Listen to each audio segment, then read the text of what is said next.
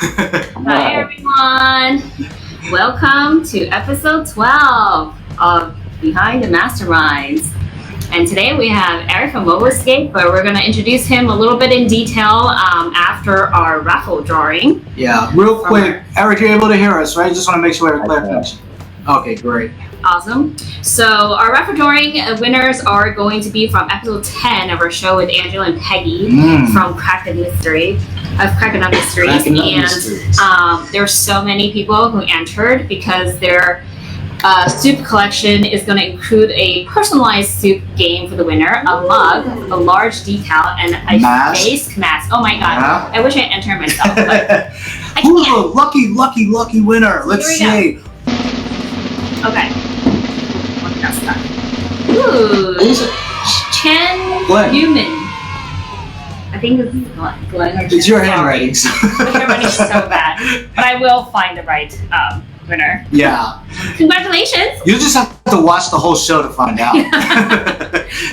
But more importantly, we are with Eric from Mobile Escape. Yes, and then I think we have to announce this special discount thing for them first because it's going to be available only for 24 hours after the show, and the code is going to be ESCAPETHEROOMers. If you order any of their games, it's going to be 15% off.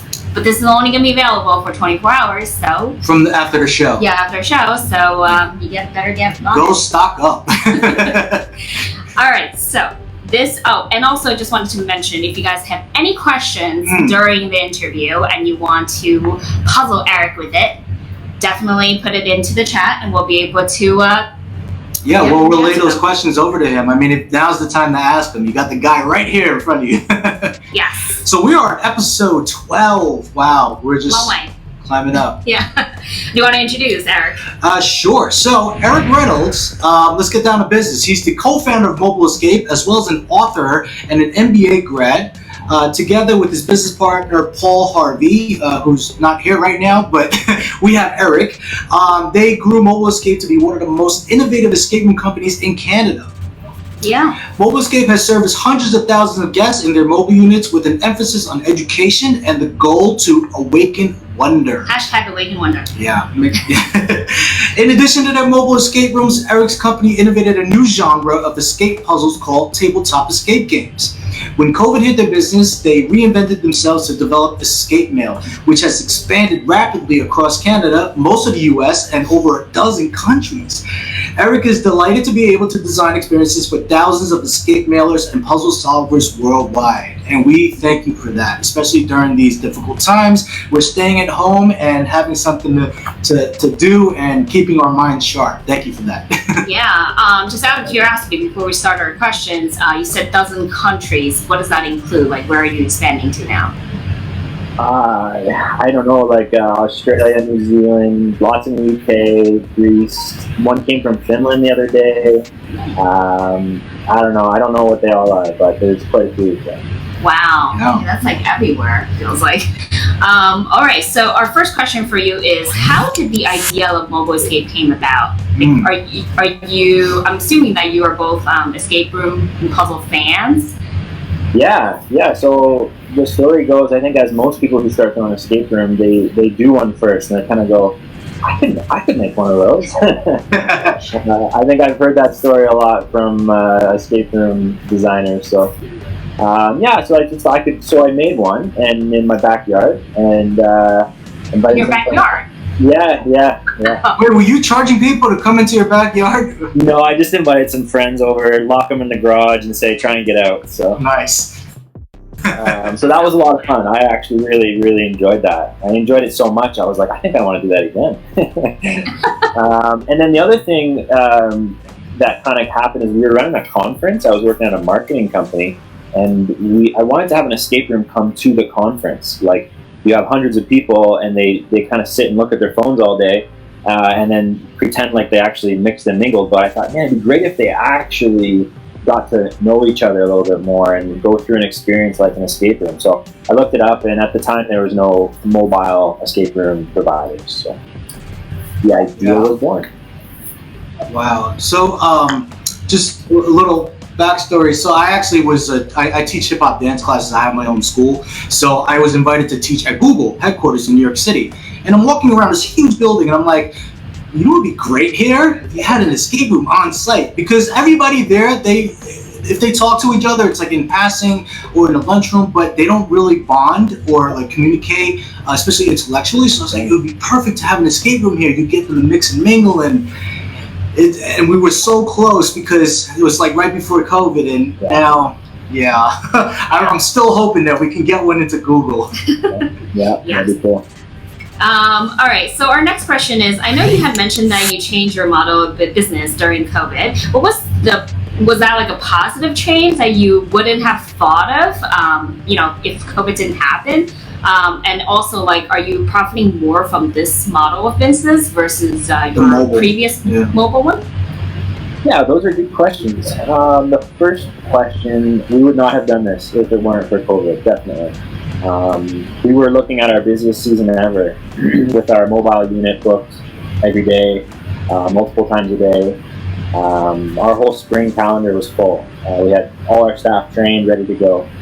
So it was pretty devastating to our business. But on the other side, we would not have created Escape now. So you can't have one and without the other, kind of. So it's you gotta look at the bright side and be thankful for what's there. We've been sad to have to let staff go. That's something that hangs with us, and it's unfortunate. But I mean, so that is what it is. But the escape mail side, we would not have done it had COVID not hit. And then your second question, is it more profitable? I think time will tell. It's a little bit too early to say. Initial projections say that yes, it will be, but there's a lot that still can happen. So we hope to have both sides of the business up and running, and then that we'll be better off than when we started. Yeah, for sure. I mean, that's one, I feel like it could be like a positive thing that came out of this COVID thing, because you wouldn't have thought of it if that didn't happen. So yeah, certainly, it's definitely a positive. And it's a bummer to not be. We work primarily with students, so it's a bummer not to be in the classrooms, seeing that transformation take place with the kids and seeing their wonder and delight. But that it's happening now. It's just happening in living rooms around the world versus in Calgary and Edmonton, Alberta. Yeah. I'm pretty sure it's just happening. You're just not able to witness it. Yeah, we do hear stories, and it's great. Like, it's great to hear, from people. Hey, my son and daughter look forward to it coming every month, and we check in the mailbox, and so that really keeps us going. Oh, that's nice. Yeah. So talking about your mobile units, I know you have 2 mobile games, Sunken Submarine and the Tomb of the Pharaoh. Why do I have a feeling that we're getting a bit of a sneak peek from the rooms for some of your scenes in this game now? So I love that you're able to somehow incorporate the 2 ideas together. Yeah. Is that what we're seeing? I just want to make sure that was what it was. It's definitely more than that. But for the storyline of season 1 of Escape Mail, there are some pre-existing assets that we've invested in, that we've built, that we've developed, and they work for the storyline. So in episode 2, you're going to see the Sunken Submarine. It's such a great room, really immersive, compelling atmosphere. And we thought, well, there's no reason not to use it, Right. I don't think you'll see the Tomb of the Pharaoh. I thought that was where the treasure is going to be. No, it might be. It's very Egyptian, so there'd be a bit of a story there. So you never know. We're still in development, believe it or not, and time will tell where we end up going with it. So you know what I love is that every single episode is like a different genre or a different setting, and I just feel like you captured everything. So like, if one person had more of a preference, like I love submarine. And so when I was like, oh, a submarine theme, and then I saw that it was the Egyptian thing, and I know you kind of have like a haunted one later on in later episodes. I was like, oh wait, I can't wait to get there. So it's like you really capture the audience from all different aspects, and I think that's great. With the same storyline, obviously, tied. Yeah. But I mean, like from the writing aspect of it, when you're talking about revolving these stories, like did you already think about like incorporating the mobile rooms, and then you wrote the stories around it, or like what was the thought process? No, we just wrote a compelling story, and then saw what assets work, don't work. Okay. Yeah, like we've had to actually in episode 6, which is dropping Monday. We had to actually build a set, so we didn't have an escape. There's no such thing as an escape room that would have worked for this probably. So we had to build it and shoot it on site. So we definitely aren't. Yeah, we're not catering to our current escape rooms in the state. Okay, cool. I mean, I thought it was but they do different set designs every single episode, which is like the most unique thing about them, I think. So, and what would you say one challenging issue you had when you started Mobile Escape? Since this is your first Meller business, I'm assuming it's your first Meller business. Is there anything you can give as a game creator tip that you will make others might be a bit easier in terms of their process? Are you speaking about Mobile Escape or Escape Mail? The Escape Mail. Sorry. Like more of like, Yeah. I mean, we've been learning a lot of things. Like a lot of it, we've had the skill set, so it's not new. But some of the specifics in the delivery are new. Let's see. We've learned a lot. Just to pick one, for example, shipping. You don't want to give it all away. No, I'm happy to share what we've learned. Yeah. One of them is shipping times, right? So with COVID, you can have an entire sorting facility that closes, and they can have a backlog for a week or even a month. So we've had some people get their letters in a couple days, and we're shocked. Wow, you got it already? Amazing. And other people, it'll be 1, even 2 months. And normally the post is, promising like a week. So we're looking at extended delays, and most customers are actually really understanding. We got really, really great people who get it. But that's one thing for sure. Yeah, we keep hearing people also talk about the shipping issues with the customs and going to different countries. I'm sure you guys also I mean, your package is considered letter size, right? So you probably wouldn't really have that. I've actually got them here. So I got episodes 1 through 5 here. And they're all, it's kind of what makes us a little bit unique in the mailer industry is that they're standard number 10 envelope. So they're the smallest, lightest, thinnest size you can send at your standard postage rate. So a lot of people in our industry sell bigger packages, bigger envelopes, boxes. Yeah, bigger assets, all that, and we decided to kind of go small with it and pack a ton of stuff into a really small envelope.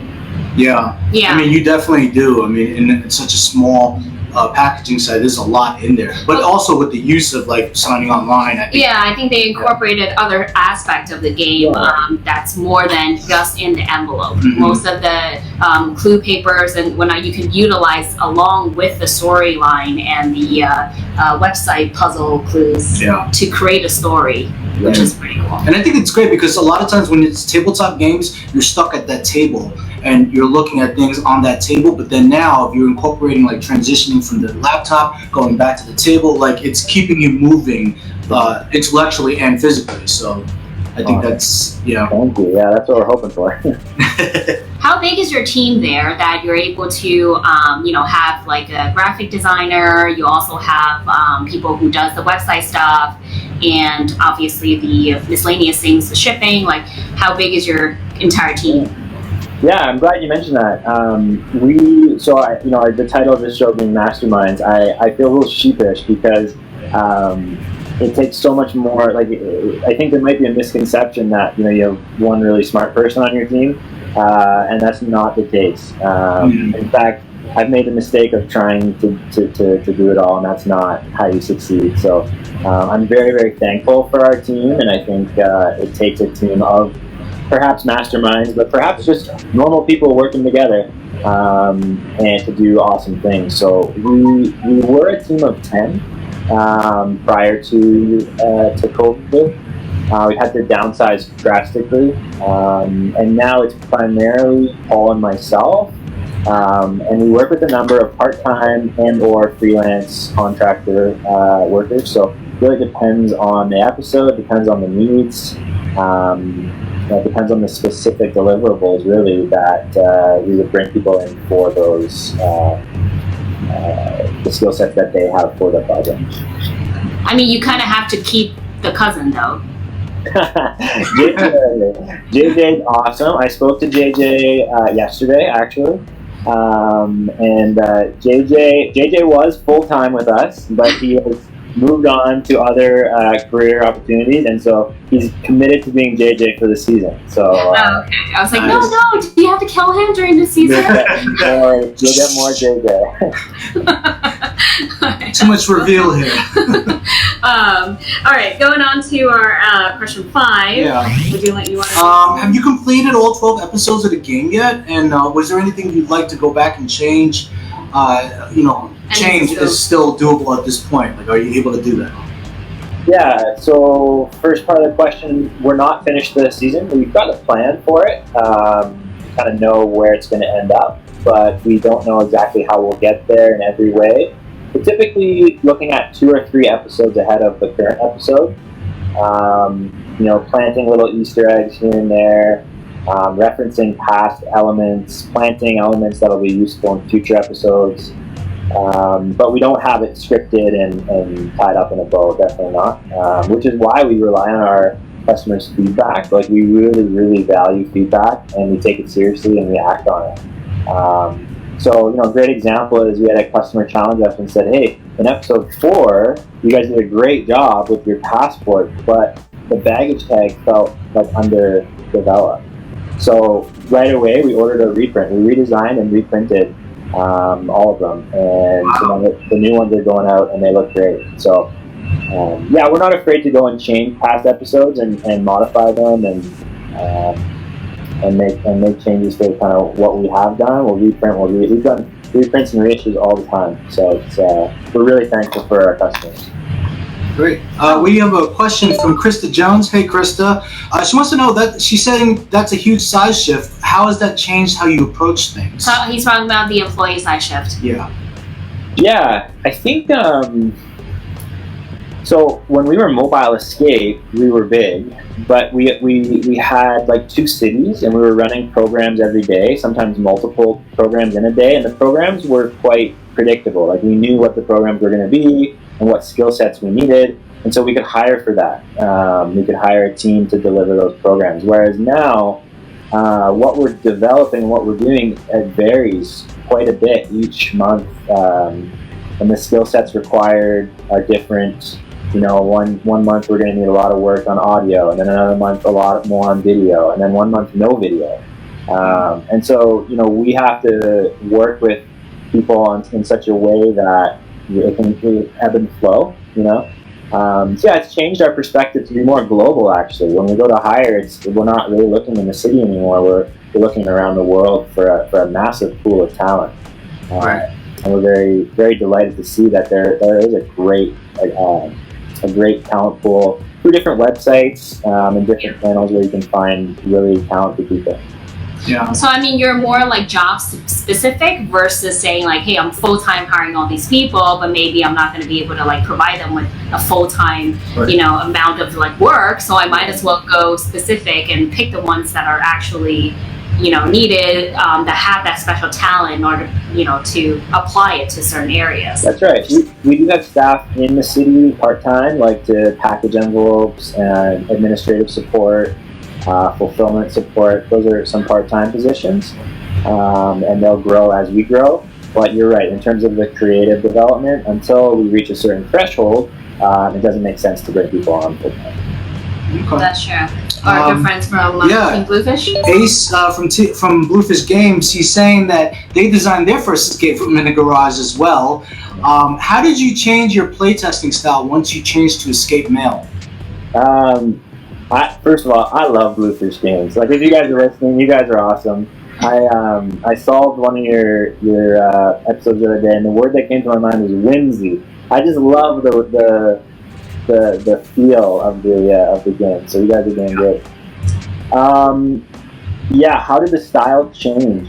Well, I think, when we went to develop the season, a lot of people talk to us about competitors, like, oh, Bluefish Games, are they your competitors? But no, they're not. And the reason is, when you go to create a game, you put your kind of heart and soul into it. Like, you put your personality into it. And no one has the same personality. Like, we're all different, right? So the games are all different. Society of Curiosities have a very different feel. I love their aesthetic. Scarlet Letter, love what they're doing, very different feel. So you just got to try and be yourself, and when you do that, there is no such thing as a copycat, because you're building your own unique story, your own unique narrative. So yeah, it just sort of evolved, really. It just sort of came out of who we are. Yeah, I don't know if there's a fancy answer to that question. When he's talking about playtesting style, I guess he's probably more asking about like how many playtest runs have you done? Like, did you do it did you send it to people? Because I think mobile ones you could just have people come to your actual unit and just kind of try it in there, right? Yeah, we have a really cool history actually. Mobile Escape being primarily school based.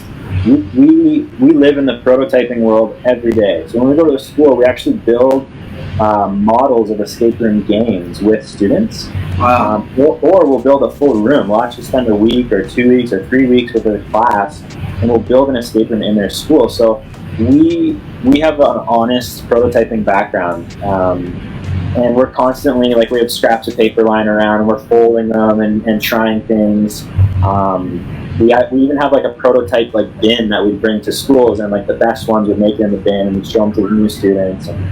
Are you working in a lot of different schools, or is this one school that you're mainly? No, we were in dozens of schools, maybe hundreds. I don't know. Like we were in a ton of schools in Calgary and Alberta, and in Edmonton. So the prototyping thing is real for us. Now, when it comes to Escape Mail, we're not in schools anymore, so we've actually created a sort of like a testing group, and every month they're getting a new puzzle from us. And they're giving us timely feedback. They're being really honest with what's working, what's not working, and then we go and make modifications accordingly and then send it to print.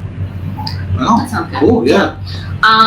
Just going back to because I know you have a few different types of subscription that you can do, and you have one where you can do the bundle pack. So if you're not done with all the episodes, like, do you just have them purchase it, but then you say like, oh, you'll get it latest by then? Like, do you send your bundle pack out at one time as well, or? Yeah, if you order the bundle, you get 5 today.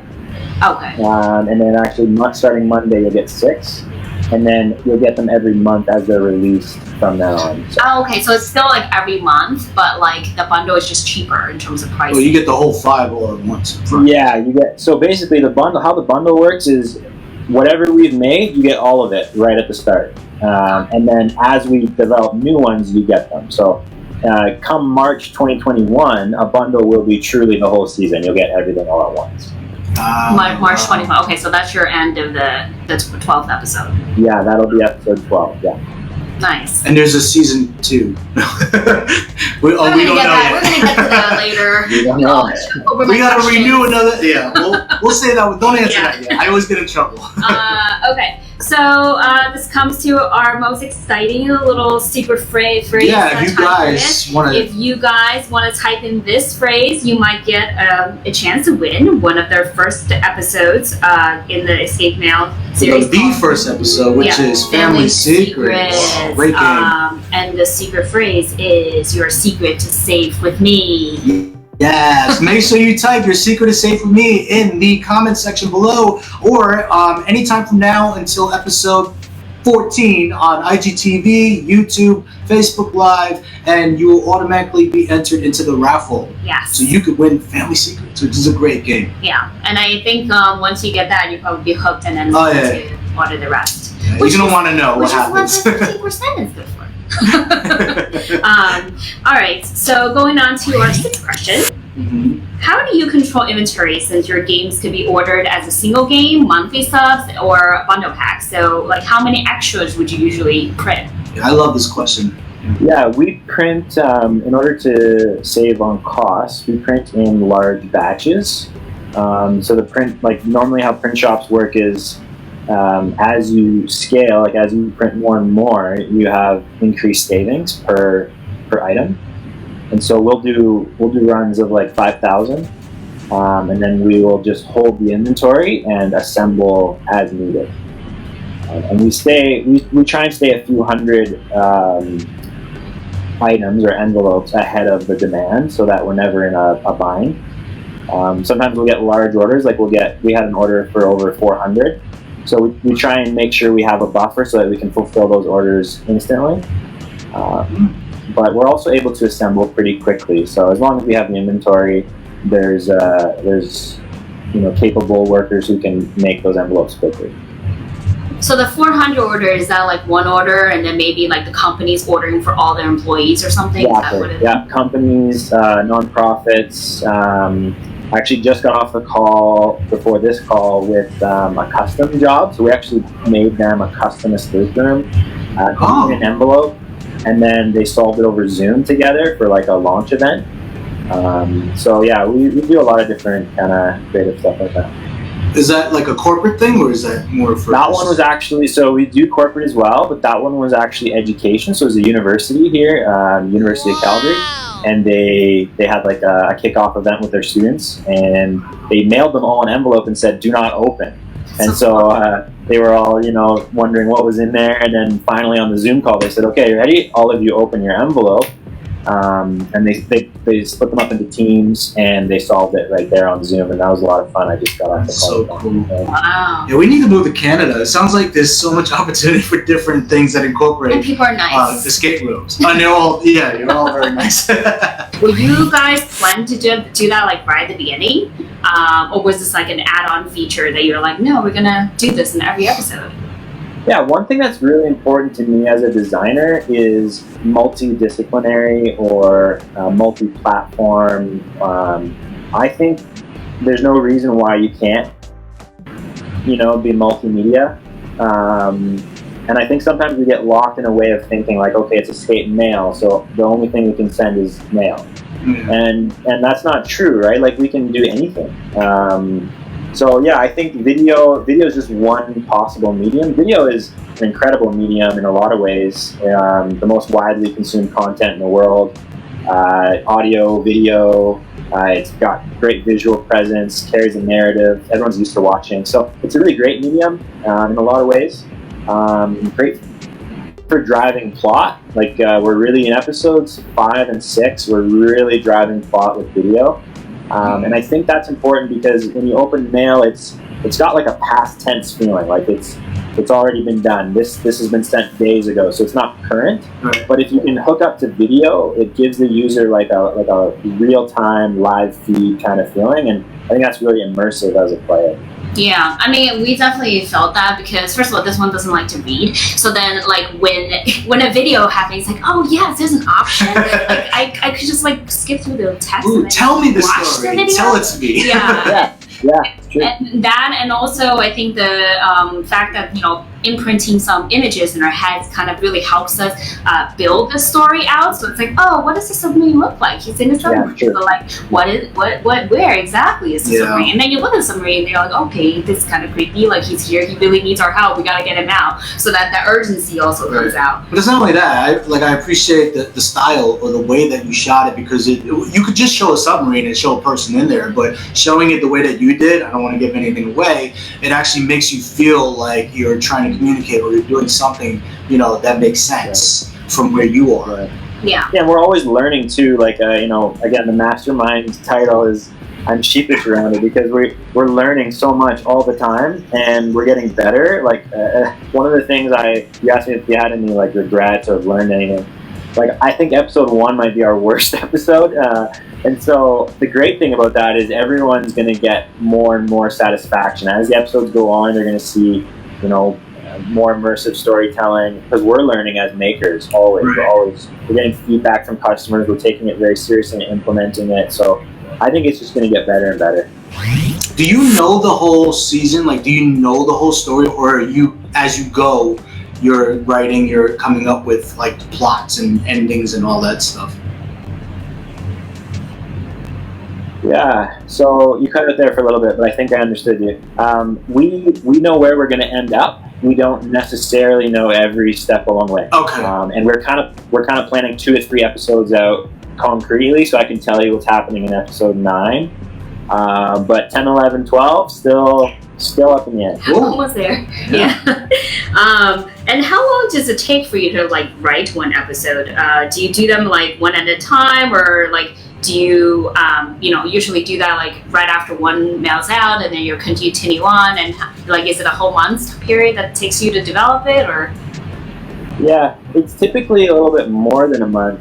Even though we release them every month, we start the planning more than a month out. Yeah. So we storyboarded the whole season. So we have like a live Google Doc of everything roughly outlined. And then each episode specifically starts getting developed about a month and a half out.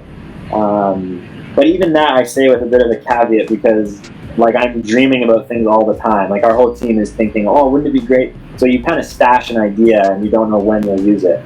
So, episode 8, for example, we haven't started planning it, but Paul came up with the concept for it back in April. So it's not a cut and dry thing, but officially probably a month and a half. Oh, okay. Yeah. That's good. And then you're like, oh, now it's time to use your idea, Paul. Finally become useful in episode 8. That's great. And then I guess I read some comments from different, this is a question from the player side, but they are saying like some episodes are easier in terms of puzzles than others. And some are like, oh, this is a great, episode. We liked everything else, but then the puzzle felt easier. So do you feel like you do them like, in a more difficult way and then some in a more easier way, or do you try to like mix and match them? Because you don't really have like a harder level like some of the ones we played in Sleuth King. They were like, oh, you can send a... But I know that you do have an option of hard, but it seems like, did you take that away, or... Yeah. We have, for the first episode, we have easy, regular, hard, and then moving on the rest of the season, just regular and hard. So easy can like ease you into the puzzle solving mode if you're new to it. But most people who know escape rooms can do regular and hard, no problem. I think to answer your question about the variety of people with this business is amazing. Anyone around the world, age, gender, language. Our customer is anybody. So we're gonna get a lot of variety in what people think about episodes. A great example of this is episode 3. It's our most divisive episode. Half the people love it and half don't, right? So half of the people think this is the best episode ever. I want them all like this. And then the other half say, I didn't enjoy it. So, we try, you can't make everyone happy, but we try and add a variety of puzzles to each episode. So we try and make sure that it's it's not all word-based puzzles, right? Or else some people want the videos and they don't want to read, right? So. Yeah. Yeah. Some people do. Yeah. So then I guess, can you explain what the difference is in case people want an order, like regular versus hard?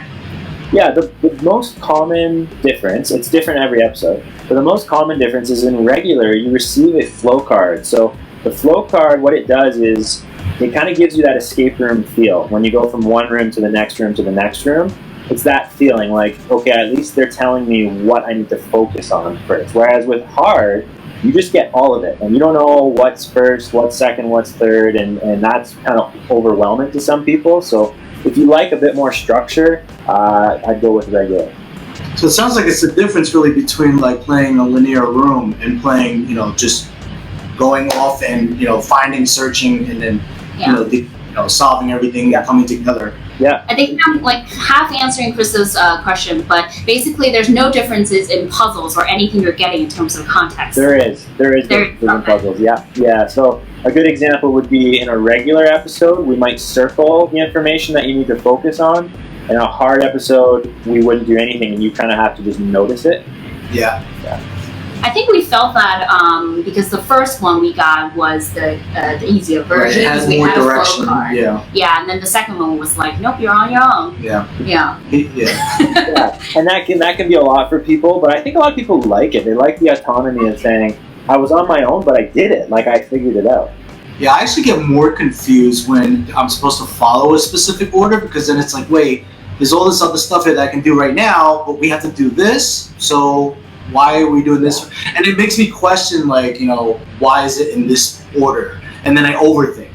Yeah, overthinking is always the wrong way.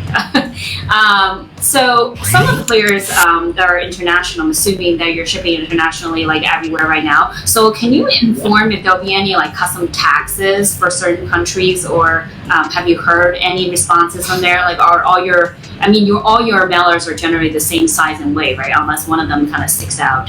That's a little. They'll all be the same size and weight in order for our pricing model to work. Because we've kind of set the price point very, very low. Like our games are one of the most affordable out there, and as a result, we kind of have to keep to that size and weight limit. In terms of the tax, so you have to sell at a certain threshold to pass a certain tax barrier, and once you do, then we'll charge tax. So a lot of places are getting it tax-free around the world right now, which is great. And then when we cross those thresholds, tax will be added. Oh, I mean like the custom tax, like say like UK always adds it to their like package when they receive it. Have you heard from any of your customers saying that they got like custom tax on the package? So it's probably because it's an envelope. That's why. It's not a package. Yeah. Got it. Okay. And also, since we are talking about international, like, are your games only offered in English, or? Well, it's funny you say that. This is the most exciting thing happening at Mobile Escape right now. We're expanding to Dutch. So we're partnered with a Dutch company to distribute the games in Dutch, so translated, and from the Netherlands to the Netherlands, Belgium, and anywhere that orders a Dutch game. So do you handle the translations, or do you send it to them already translated? They're doing the translations and the production. Okay. Wow. I wonder if there's going to be any issues with the puzzle element of it. Yeah, there very well might be, but I think they're escape room builders, so they'll do a great job. Okay. So JJ is going to start speaking Dutch. Well, actually, the interesting thing about many Dutch people, and actually I've been to Amsterdam, and their English is phenomenal. So they'll actually speak English to you first before Dutch if you go to like a pub in Amsterdam. So it's really an interesting thing. So there can be quite a bit of English, and it would still work really, really well for them. Oh, okay. Nice. I think our last question is, obviously we noticed that you're just in season 1. Assuming there is going to be a season 2, hopefully. And is there anything you can tell us about what's going to happen in season 2, or do you have any idea yet? That one's a secret. I can say though, before we get to season 2, we're going to be releasing a premium game that is a blend between art, like something that you would kind of hang on your wall, and an escape mail. It's going to be gorgeous. It's going to be big, and we're going to be launching a Kickstarter for that in the coming months. So watch for that. Yeah, I love how you're like trying to create a lot of different elements that are escape room related. Yeah. Is that the only thing that's gonna happen in terms of on the escape mail side? But is there anything else you're doing on the mobile side? Because I know you also have the tabletop sector. Yeah. We've got tabletops. We've got Secret of Sparta, Time Machine, Pirates Plunder. It's tricky, right? With COVID, our hands are tied in a number of ways, but we are still running the mobile rooms sparingly. So they're up and running. Tomb of the Pharaoh, Sunken Submarine, they're all going. Just way less because we can't be in schools. So. How long is the tabletop mobile usually? Because we've seen people who actually brought these onto the remote play perspective, where you can have a camera, and then if you somehow show the audience and have them solve it, but via like internet. I don't really know is it like a game that can last for an hour, or is it too short? Yeah, our rooms, because they're mobile, are smaller, and we found that people don't want to be in the same room for an hour. So we make it half-hour max. We also find that people like we serve a variety of customers, and so some people like the games to be very short because they want to do like a high volume. So we can scale the difficulty of the puzzles to be anywhere from 10 to 30 minutes. And we're running those are all available to be run, but I don't think we'll ever do fully digital. It doesn't really jive with what we believe about the value of escape rooms. Like, one of the reasons we got into this business is because an escape room is physical. It's actually better than a digital game. You hold the materials and you look each other in the eyes, and there's something about that, being in the same space, that there's a magic to it. So I don't think we'll ever go fully digital. Yeah, I mean, like, we definitely feel that as we're playing the remotes as well. I mean, not that we have much options previously, so we're sort of, trying to utilize as much as we can from online. But I think we're definitely going to return to physical rooms once that's like more safe. But the one thing I love about what has happened throughout COVID is how everyone has been put in a position where they had to be creative and like explore things that they normally wouldn't. Yes. And I think they just have came up with some insane ideas. Like, I don't even know what your idea is, but I'm already intrigued. I'm like, oh, it's something that's escape room related, but it's something that I don't think, me personally, I've seen or heard about. Well, he said it's gonna be big and beautiful, and then I'm like, okay, and it's you got me. Big and beautiful. All right, so we're going to start the most exciting trivia segment of our conversation. Right, so we are going to be playing. Take a drink. Oh, we're back. All right, so what are you drinking, Eric? The drink thing is not my cup of tea, so I actually didn't bring a drink today, but I can go get one. Oh yeah. I mean, I don't. Go for it. Anything you want. Anything. Yeah. All right. Give me 30 seconds. Okay. So what are you drinking there, Eric? It looks good. Okay, so this is, it's an experiment because that's how I roll. I'm kind of weird. So this is, we live in Alberta, Canada, right next to Alberta, British Columbia. And this year, I don't know if this year was something special, but the peaches this year, unbelievable. So this is peach juice. Ooh. Homemade or? Homemade peach juice. Wow. Is that white peach or like? Nope, just straight up regular peach, but blowing my mind right now. Wow, it makes my drink, very plain. So I'm drinking Barefoot Hard Seltzer. It's the pineapple and passion fruit wine-based seltzer drink. So I have never tried Barefoot in a can before, but I have tried it in a bottle. So we'll see how this one turns out. Wait, so are we still remote today? Like, what's with the whole fruity thing again? I didn't want to crack open the Macallan yet for episode 15. So we're waiting for episode 15. I think it's only fair because Eric's only drinking the Macallan, so which is fine. Yeah, this is the first time someone's drinking something sweeter than my drink. All right, so we ask Eric questions about his games and his company, and if he gets it right, then we drink. If he doesn't get it right, well, I'm pretty sure it's not such a loss. He's going to be drinking that peach juice. So, I mean, like, I've made the questions a little bit easier. I didn't mix, 1 and 2, because this is the only 2 we played so far. So, all the questions are going to come from your episode 2 game. Yeah. Okay. And we don't start the timer, which is 10 seconds, until after CC or I finish asking you the questions. Yeah. Here we go. All right, question 1. On the picture with the QR codes, how many ships are docked? How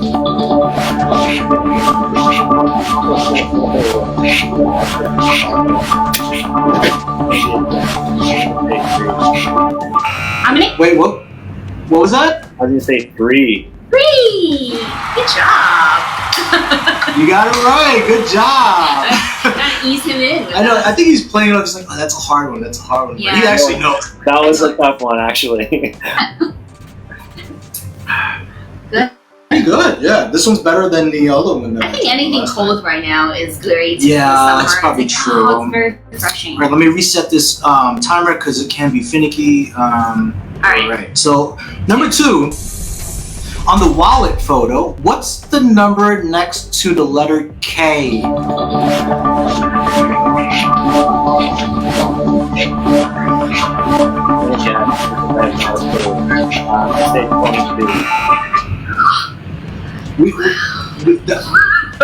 close. That was insanely close. Yeah. Let's drink together. It's actually number 23. Cheers to Michael Jordan. Cheers. Oh yeah, Michael Jordan. 23.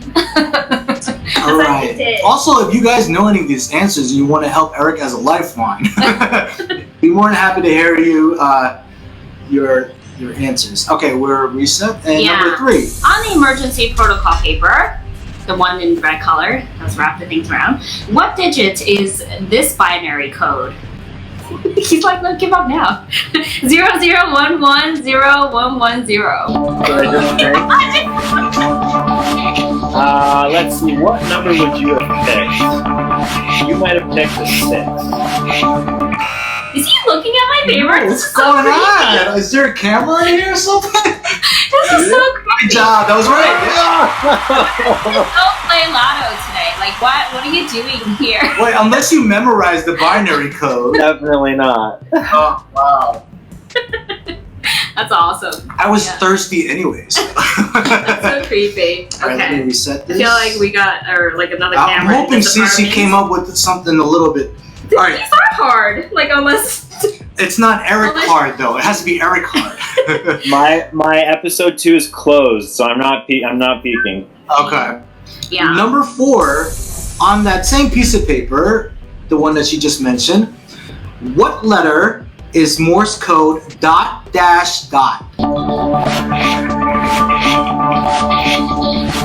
No, Morse code isn't even guessable because it changes, so I'm just gonna go with one and say K. Was that an I would A? be like, okay, I'm leaving now. I said K. Oh, yeah, it's R, but I would have like left. I'm like, nope. Yeah, I would have just finished this can and called it a day. Just, Other than like one friend we met before, Rich from Texas, Oh. that knows the Morse code by heart. Yeah. We're like, we don't know these things. yeah. We played a game with him. He's like, you can put that away. I got this. It's like, Save wait, you what? 5 minutes. Yeah. All right, you're number 5. Okay. How much does the postage stamp cost to mail from Canada to New York? It's $1.20 something. 24? Ah, so close. Again, that was close. So I'll drink with you on that one. It's 26. $1.26. All right, this one he's gonna guess. Yeah, So we you might do as have well a- just prepare to finish the drinks now. We do have a bonus question for you, and it is fairly easy. So you're gonna have to say the answer backwards. Spell it Oh my backwards. God, that's No, really I mean hard. let's tweak it. It's peach juice.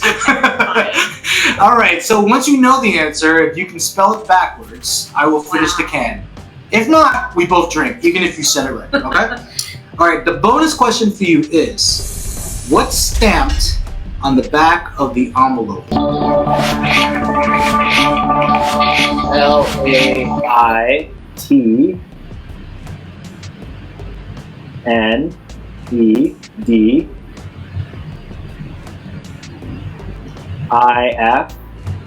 LAITNEDIFNOC. Yes. Good job. Very Confidential. good. That's awesome. I didn't write that one. He added it last minute. You know what's funny? you watch the show. What is the one with the kid geniuses? And then one of the competitions is spelling it backwards, and they're like, oh, they're like they do it so they're fast. so fast. I think it's Kids are amazing. yeah. I feel like my brains are deteriorating every day, but Well, that's why we gotta solve some escape mail and exactly. That's Exactly. true. All right, let's announce that code again for everybody who's watching. Yeah. Let me close the timer and let's get back to our setup here. And one more time, 24 hours after the show, you have until to purchase, and it's 15% off if you use the code Escape the Rumors. There you go. And also enter the secret phrase, so you have a chance to win episode 1, which is Family Secrets. And here is your secret phrase. Your secret is safe with me. So that can be entered also even after the show is over, all the way until the end of our 2 shows after. Yeah. Before we do the drawing for this one. So, Yeah. thanks.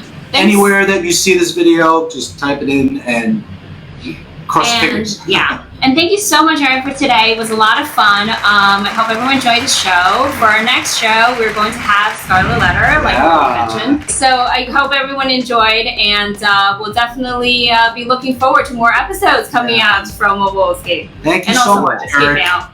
Yes, thank Give it you. up That for was our great. guests. Eric from Mobile Escape, and check out his game. I mean, you definitely, once you start one, you're gonna want to know the rest of the story. And if you're going to be in Canada, they also have the other options that you have if you can't, if you don't want to stay home. So yeah. All right, thanks a lot, Eric. It was great speaking with you and learning more about you and your company. Thanks, everyone. Have a good day. Bye. Bye. 3 hits left for me to choose. 2 hits left for me to use. 1 hit left for me to move. Time is running out, gotta figure something out. 3 hits left for me to choose. 2 hits left for me to use. 1 hit left for me to move. Time is running out, gotta figure something out.